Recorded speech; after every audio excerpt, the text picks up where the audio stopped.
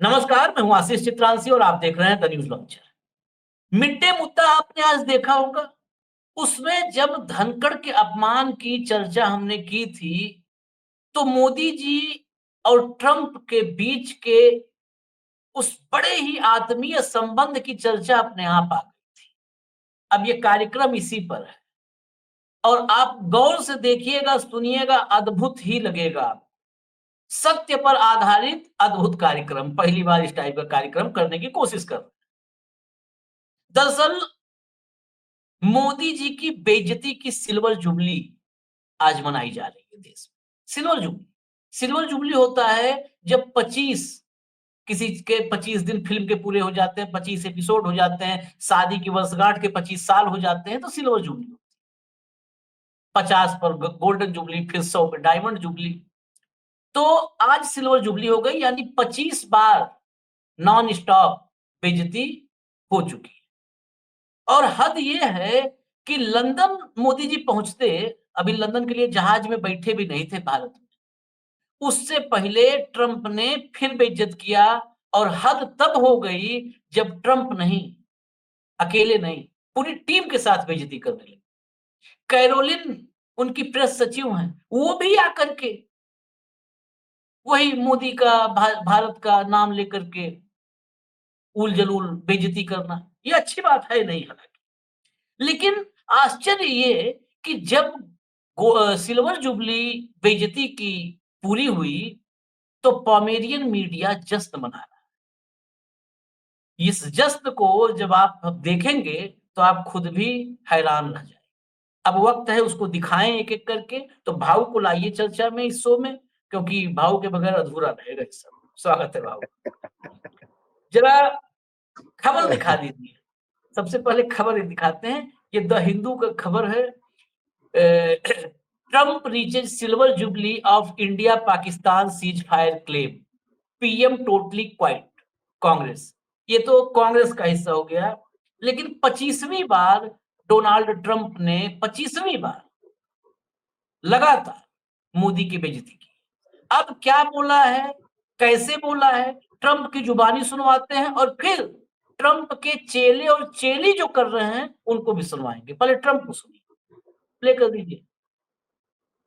A good deal. We have stopped wars between India and Pakistan, the Democratic Republic of the Congo and Rwanda. That was going on for 30 years. And by the way, India-Pakistan was probably going to end up in a nuclear war if they kept, they shut down 5 planes in the last attack. And it was back and forth, back and forth, back and forth. And I called them and I said, listen, no more trade. If you do this, you're not going to be good. But they're both powerful nuclear nations. And that would have happened. And who knows where that would have ended up. And I stopped it.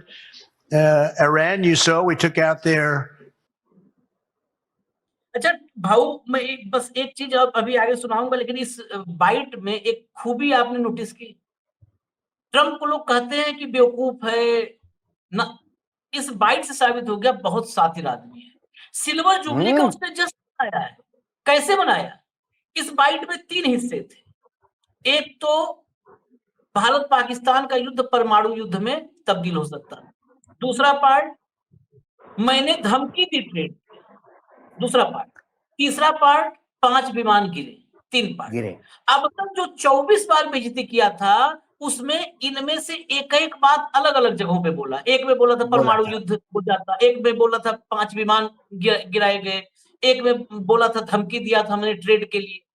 Silver jubilee पे compile किया है, देखिए आप। Compile किया, एक साथ तीनों चीज को ले आया। जो 24 बार में बोला था, 24 बार के हाईलाइट को 25वें बार में शामिल किया उसने।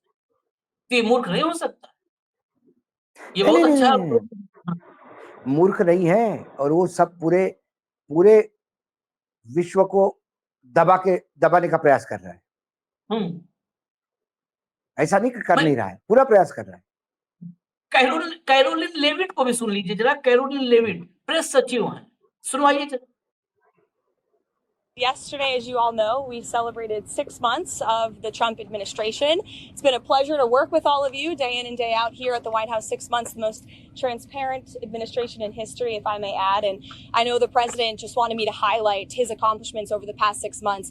As you all remember, because you all covered it on the campaign trail, the president really promised the American people many things, but at the top of that list was to defeat the Biden inflation crisis and to secure our border and our homeland. And I think you've all seen in 6 months' time, the president has delivered on those two core campaign promises. Inflation is now running at a 2.1% annual rate. You look at our southern border, look at the numbers. Just last month, 0 illegal aliens were released into our country. And then look at what the president has done on the world stage. He has ended wars like India and Pakistan. He continues to work aggressively to end the war in Russia and Ukraine. He completely obliterated Iran's nuclear sites. He has continued to hopefully negotiate a ceasefire between Israel and Gaza to end that conflict and release all of the hostages. We've seen many of the hostages released as a result of this president's efforts. And this president is working around the clock every day to deliver on the promises he made. You also look at some of the cultural issues, to abolish DEI from our federal government and our military, to effectively end men and women's sports, which is a huge common sense policy that the American people support. And then if you look at the president's strong executive orders that have effectively ended the chemical castration of young children in our country. Just today, Washington, D.C. Children's Hospital in this city has announced they are no longer going to be prescribing puberty blockers to minors. इसमें highlight क्या थी? 3 अलग-अलग युद्धों की चर्चा की Levitt ने। रूस, यूक्रेन, ट्रंप कोशिश में लगे हुए हैं सीज फायर की। इजराइल, हमास, ट्रंप लगे हैं कोशिश में सीज फायर की। कामयाब कहां हुए ट्रंप? एक जगह, भारत पाकिस्तान। बाकी ये कांगो वगैरह छोड़िए, कांगो और रिजर्व कहां इसकी चर्चा। 3 दुनिया में 3 बड़े पॉकेट, रूस, यूक्रेन, हमास और इजराइल, भारत पाकिस्तान। एक ही जगह कामयाब हुआ है वो व्यक्ति, तो क्यों नहीं बार-बार बोलेगा? 70-72 दिन के भीतर सीज फायर से 70-72 दिन हुए। 72 दिन में 25 बार। आप देखिए, इतनी बार तो नरेंद्र मोदी भारत के बारे में नहीं चर्चा की जितनी बार ट्रंप कर लिया। ये मामूली उपलब्धि। लेकिन भाव के पास चलूं उससे पहले इस बात को लाना बहुत चर्चा जरूरी है कि भारत ने मुंह तोड़ जवाब दिया है या मुंह तोड़ दिया है, वो जरूर दिखा दें। बिल्कुल, वो पढ़ना है। दैनिक जागरण लाइए, ये जागरण ये सब सुला देंगे पूरे देश को। लाइए हेडलाइन दिखाइए, ये देखिए, मैंने भारत पाक के बीच सीज फायर कराया, सेखी बघार रहे थे ट्रंप, भारत ने दिया जवाब। अब ये पढ़ने के बाद अगर भीतर से फिर जिसमें बहती रसधार नहीं, खून नहीं, वो पानी है, जिसमें स्वदेश का प्यार नहीं, अगर फिर ना गाना संघ का गीत है याद आवे तो बेकार है। भारत ने जवाब दिया। अब जरा जवाब पढ़वा देते हैं आपको, फिर भाव डिटेल में बताएंगे। जवाब जरा पढ़वाइए भैया, लाइए जरा, ये पढ़िएगा गौर से आप लोग। संयुक्त राष्ट्र सुरक्षा परिषद में एक चर्चा के दौरान अमेरिकी राजदूत डोरोथी सिया ने कहा कि पिछले 3 महीनों में अमेरिका ने Bharat, Pakistan, Israel, Iran, Congo, Rwanda के तनाव को कम करने में मदद की। उन्होंने कहा कि राष्ट्रपति ट्रंप के नेतृत्व में अमेरिका ने इन देशों को शांतिपूर्ण हल निकालने के लिए प्रेरित किया। ठीक है, ये वो क्लियर कट बोल दिया। अब आगे पढ़िएगा, भारत का मुंह तोड़ जवाब, मुंह तोड़ दिया। लेकिन भारत ने इस दावे को सिरे से खारिज कर दिया। ये पहली लाइन लिख दिया, दरअसल जागरण के जो सब मालिक हैं वो खारिज किए। आगे पढ़िए, खारिज कैसे किया? भारत के जो संयुक्त राष्ट्र में अस्थायी प्रतिनिधि हैं पार्वचनेनी हरीश ने उसी बैठक में पहलगाम के आतंकी हमले का जिक्र कर दिया। वाह, जिक्र कर दिया। इसकी जिम्मेदारी पाकिस्तान के आतंकी संगठन लश्कर-ए-तैयबा के मोर्चे द रेजिस्टेंट फ्रंट ने ली थी। हरीश ने कहा, जो देश पड़ोस की भावना और अंतरराष्ट्रीय संबंधों का उल्लंघन कर सीमा पार आतंकवाद को बढ़ावा देते हैं, उन्हें इसकी भारी कीमत चुकानी चाहिए।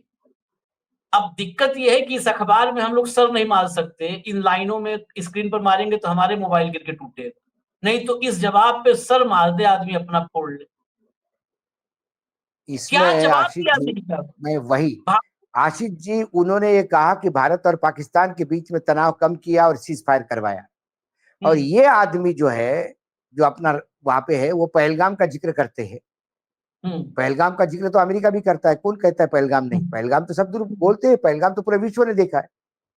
उसके बाद वो कहता है कि भाई ये अंतरराष्ट्रीय पाकिस्तान ने सब किया, वो तो सब लोग कह रहे हैं, तभी तो आपने ऑपरेशन सिंदूर किया। लेकिन अमेरिका ने सीज फायर किया, तो क्या हमारे स्थायी प्रतिनिधि ने ये बोला कि ये अमेरिका के दावे गलत है, पाकिस्तान गिड़गिड़ा इसलिए हमने सीज फायर किया? इसको बोलते मुंह तोड़ जवाब। ये कौन सा मुंह तोड़ जवाब हो गया? ये मुंह तोड़ जवाब नहीं, ये पामिरियन जो है मीडिया, ये पैर चाटने में कोई कसर नहीं छोड़ी। यदि इसमें ही इन्होंने अमेरिका का मुंह टूटते हुए देखा, इनकी आईसाइट ठीक करने की जरूरत है। धब्बा है पत्रकारिता पे।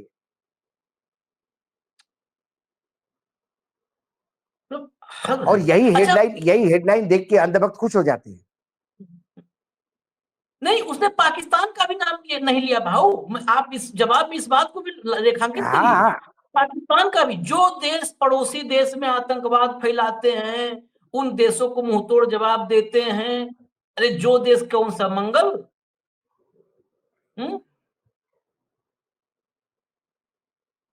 कुल मिलाकर इनके पास, मैं बार बार कह रहा हूं आशीष जी, ये सरकार को यदि इसमें मादमा होता तो ये ट्रंप के पहली बार उच्चारण पे ही उसको चुप करवाते। वो 25 बार नहीं बोलने देते। 25 बार बोलने पे ही विपक्ष क्रोधित है। भाई ये देश कोई नरेंद्र मोदी और अमित शाह का थोड़ी है। ये देश तुम्हारा, हमारा, विपक्ष का, सबका है। यदि देश की बेइज्जती रोज कोई कर रहा है तो उसको मुंह तोड़ जवाब तो देना पड़ेगा।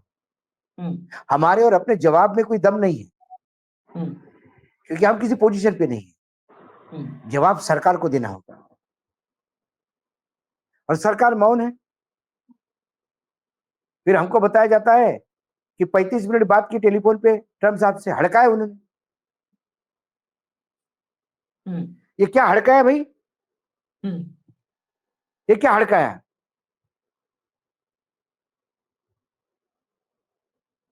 ये तो ट्रंप साहब तो हड़के नजर नहीं आते। वो लगातार बेइज्जती कर रहे हैं।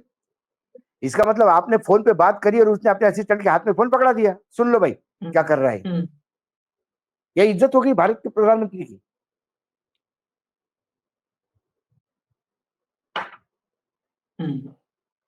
अभी लेकिन इसमें कहानी यहीं तक नहीं रुक रही है भाव। जब सिल्वर जुबली मना रहे हैं ट्रंप, भारत को अपमानित, मोदी के जरिए भारत को अपमानित करके, उसी वक्त एक खबर और है। अब जरा हम एक नई खबर के दिशा में जाते हैं, नई खबर आपको दिखाते हैं। जरा लाइए, स्क्रीन पर लाइए, फटाफट लाइए। तो खबर आपको हमने भेजा है। क्या ट्रंप अब पाकिस्तानी प्रधानमंत्री शहबाज शरीफ को व्हाइट हाउस में करना चाहते हैं होस्ट? ये खबर देखिए, ये बहुत चौंकाने वाली खबर है, क्योंकि आसिम मुनीर को अभी लंच करवाया था डोनाल्ड ट्रंप ने। पाकिस्तान पिद्दी सा देश, कर्ज में डूबा देश, हालांकि कर्ज में हम भी कम नहीं है, करीब करीब 5 लाख रुपए हमारे पर हर व्यक्ति पे कर्जा हो चुका है, 4,80,000 हर बच्चे पे, पैदा होते बच्चे पे भी। लेकिन कर्ज में डूबा, आतंकवाद का आप समझ लीजिए अड्डा है, नर्सरी है, अड्डा क्या नर्सरी है, वहीं से पैदा होता है आतंकवाद। उस देश का फील्ड मार्शल जाता है, लंच कर रहा है। अब वहां के प्रधानमंत्री को बुलाया गया है, द्विपक्षीय है ये, बायलैटरल। ब्रूस जो हैं अमेरिका के विदेश विभाग के प्रवक्ता हैं, टैमी ब्रूस ने, अच्छा ये अटकलबाजी नहीं है, टैमी ब्रूस ने प्रेस ब्रीफिंग में कहा है, अपने प्रेस ब्रीफिंग में, कि ऐसे बहुत कम सवाल होते हैं जो मुझे मुस्कुराने पर मजबूर करते हैं।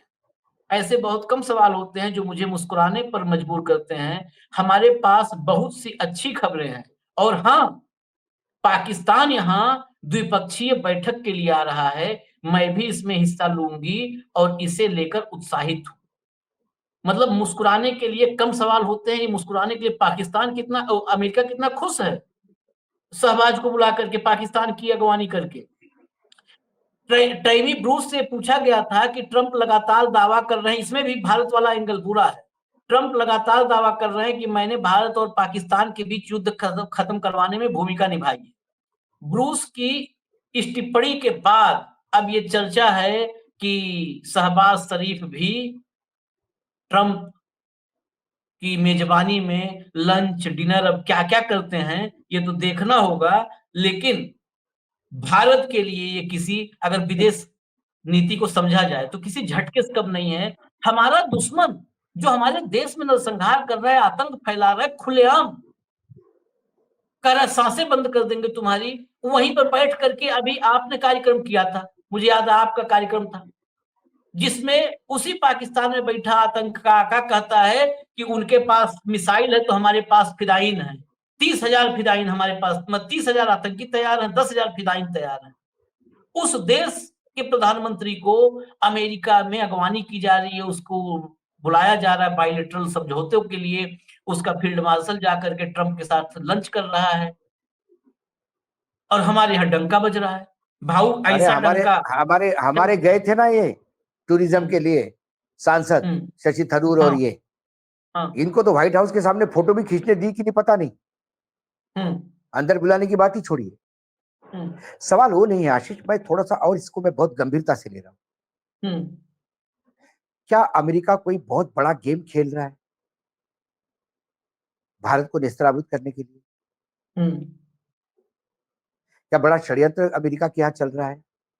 हुँ, कल ही अमेरिका के एक बहुत ही एक सीनेट है, ग्रैहम, हुँ, जो हाँ, बहुत लाडले लिट्टन हाँ, हाँ, उन्होंने कल ये कहा कि हम अब भारत को बर्बाद कर देंगे। हुँ, भारत की पूर्ण अर्थव्यवस्था को हम बर्बाद कर देंगे यदि उन्होंने रशिया से संबंध रखे। हुँ, सैंक्शनिंग रशिया एक्ट 2025 ये जो बिल है, ये सिर्फ हुँ, रशिया से संबंध तोड़ने की बात नहीं करता, ये रशिया हुँ, के विरुद्ध यूक्रेन को मदद करने के लिए आह्वान करता है। अब एक तरफ आप भारत को रशिया से तेल लेता है करके 500% टैरिफ लगाने की धमकी देते हैं और आपकी अर्थव्यवस्था बर्बाद करने की धमकी देते हैं, हुँ, और दूसरी तरफ उसी रशिया के साथ व्यापारिक समझौते पे साइन करने वाला पाकिस्तान हुँ, अमेरिका के लिए प्रिय दोस्त होता है और उनके आर्मी के चीफ को व्हाइट हाउस में न्योता, उसका प्रधानमंत्री व्हाइट हाउस में न्योता, और ये हुँ, दोनों देश एक हो रहे, एक की वार्ता हो रही है, इसलिए ये अमेरिका के लिए बड़ी खुशी की बात। इसके मायने क्या है? हुँ, फिर रशिया पाकिस्तान पे सैंक्शन क्यों नहीं? हुँ, रशिया से आप संबंध है, हुँ, आप रेल रूट सीधा रशिया से पाकिस्तान सीधा रेलवे का रूट लाइन डल रही है हुँ, जो आगे यूरोप तक एक्सटेंड होगी, यूरोप के मुहाने तक, टर्की तक।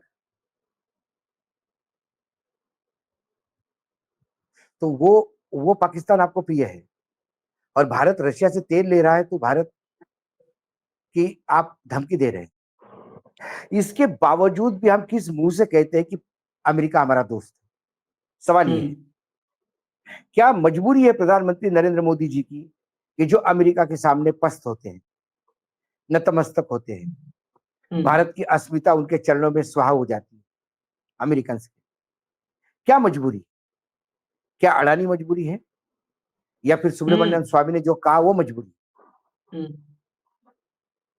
और मैंने फिर भी कहा, यदि अमेरिका ब्लैकमेल करता हो तो हमारे प्रधानमंत्री को ब्लैकमेल नहीं होना चाहिए। हुँ, करने दो आरोप अमेरिका को, लाने दो जो डॉक्यूमेंट, जो फाइलें रिलीज करनी है, करने दो। भारत की अस्मिता के लिए लड़ने वाले प्रधानमंत्री के खिलाफ पूरा 140 करोड़ का ये देश खड़ा होगा, उपमहाद्वीप खड़ा होगा हुँ, पूरी ताकत के साथ। लेकिन प्रधानमंत्री की बारे में कुछ भी खबर हो तो अमेरिका से कोई सुनेगा नहीं।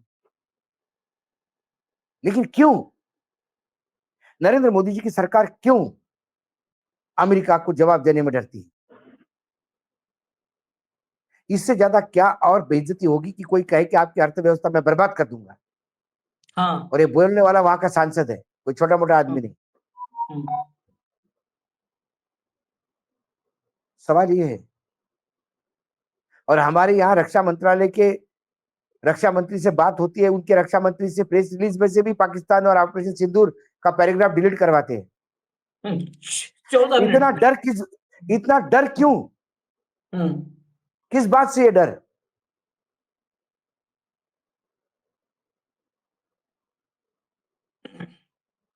जब आपको दो सवाल ये चीजें है। और दिखा दें, हाँ 2 चीजें और दिखा दें।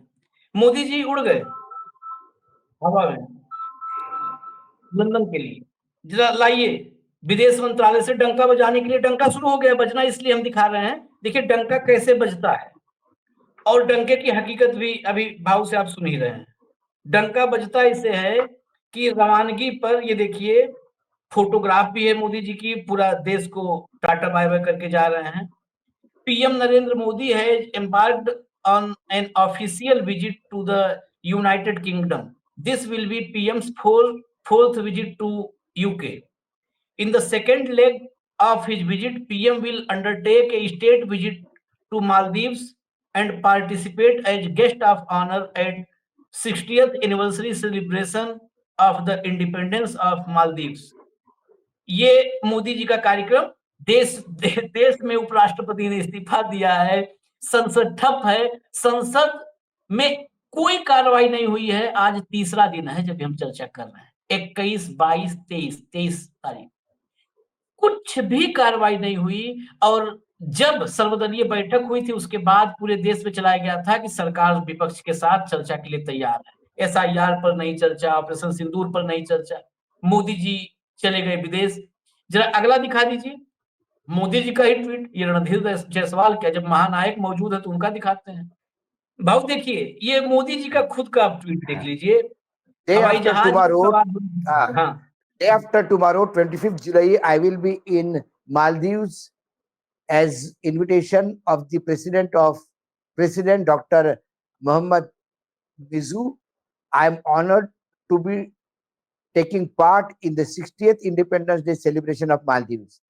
This year we also mark 60 years of India-Maldives diplomatic relation.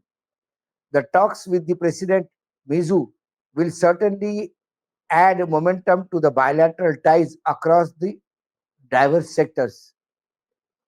मैं 25 जुलाई को मालदीव पहुंच रहा हूं, वहां मुझे खास तौर से बुलाया गया है। मैं वहां पे उनके 60वें इंडिपेंडेंस डे सेलिब्रेशन में शिरकत करूंगा, और ये हमारे और भारत के और मालदीव के 60 साल के डिप्लोमेटिक रिलेशन के भी 60 साल पूरे हो जाते हैं। मुझे आशा है कि मैं प्रेसिडेंट मिजू के साथ बात करके कई सेक्टर्स में बायलैटरल टाइज जो है, हमारे बायलैटरल दोनों देशों का जो संबंध है, कई अलग अलग सेक्टर्स में भी हम सुधारेंगे। अपने देश में बात नहीं कर रहे हैं, अमेरिका बेइज्जत कर रहा है उस पर नहीं बोल रहे हैं, मोइजू से बात करेंगे, मालदीव से। मैंने वही तो कहा, वो अपने सांसद में नहीं, विदेश के सांसद में जाके बात करते हैं। एक खासियत है साहब की। 17 जगह पे उन्होंने 17 सांसदों में बात की। जितना टाइम उन्होंने उस सांसद में बात की, तो उतना क्या हमारे यहाँ भी बात करते हैं क्या? सवाल वो है। हमारे यहाँ बात क्या करते हैं, मैं अभी आपको तत्काल जो है सामने जो प्रत्यक्ष है उसको क्यों बाद में ले जाएं, तत्काल अभी मुश्किल से 5 से 6 मिनट हुआ राहुल गांधी की बाइट आई है संसद से, वो भी इसी समय सुना देते हैं। Rahul Gandhi LOP leader of opposition 3 दिन से हाथ जोड़ करके गुहार कर रहे हैं, साहब चर्चा कर लो, हमारी भी सुन लो, 2 मिनट मुझे बोलने दे दो भैया। कोई सुनने वाला नहीं है, चल दिए, लंदन उड़ गए। अब आज फिर संसद, आज की भी कार्रवाई लगातार ठप हो रही है। शुरू हुई, फिर 12 बजे तक के लिए ठप कर दी गई, मतलब स्थगित कर दी गई। ठप ही है, स्थगित और ठप क्या, पूरा देश ही ठप हो चुका है। कंट्रोल रूम जरा रेडी हो, क्योंकि तत्काल अभी बाइट आई है, तो हो सकता है थोड़ा उनको भी वक्त लग रहा हो। रेडी हो तो फटाफट सुना दीजिए राहुल गांधी को, तो राहुल गांधी को सुना दीजिए। कम से कम मालदीव्स, ब्रिटेन, सब जगह डंका बज रहा है, तो भारत में भी डंका बज जाए। सत्र शुरू होने के बाद कुछ नहीं हुआ है, और उड़ गए साहब। That is another issue which is as important. सिर्फ 52 लाख की बात नहीं है, सिर्फ बिहार की बात नहीं है। महाराष्ट्र में इन्होंने चीटिंग की। हमने सवाल पूछे इलेक्शन कमीशन से, वोटर लिस्ट दिखाइए, इन्होंने वोटर लिस्ट नहीं दिखाई। हमने कहा कि वीडियोग्राफी दिखा दीजिए, वीडियोग्राफी का कानून बदल दिया।